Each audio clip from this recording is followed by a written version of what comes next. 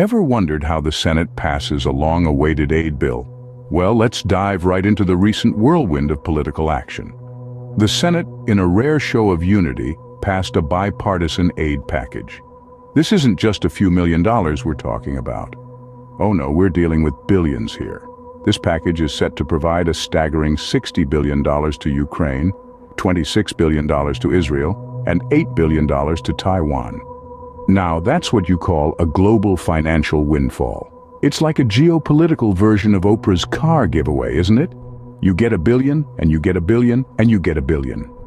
Now, these billions aren't just being thrown around for fun. These funds are aimed at strengthening national security, promoting democracy, and advancing freedom. It's a hefty price tag, but freedom, as they say, isn't free.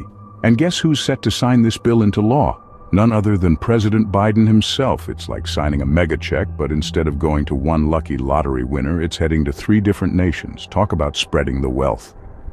Of course, this bill wasn't just about doling out billions to foreign nations. It also included measures related to Chinese TikTok parent company ByteDance, potentially forcing a sale of the popular social media platform.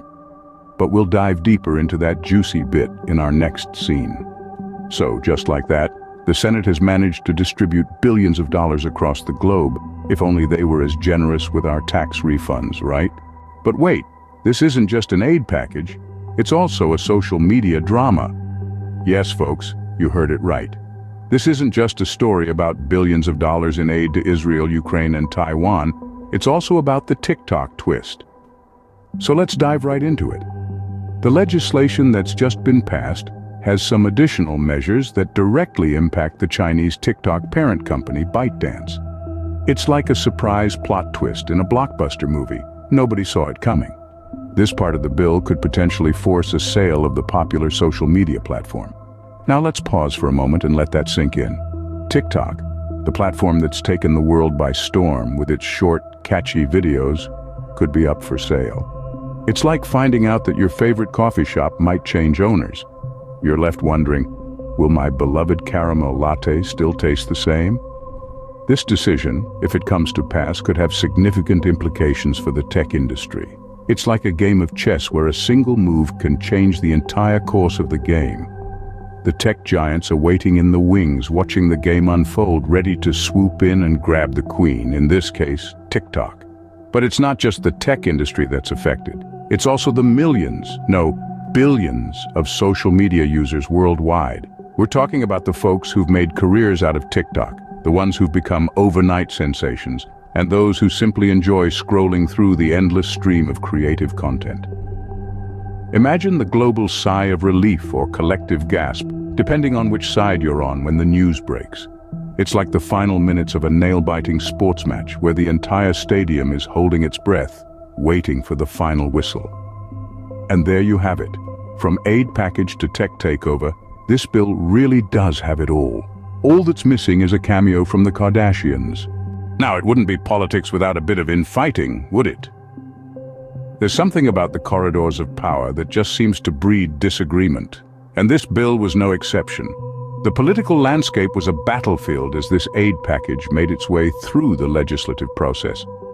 One could say it was a bit like a gladiator arena, with figures like Representative Marjorie Taylor Greene stepping into the ring. Known for her outspoken nature, Greene led a faction of House Republicans in criticizing the foreign aid.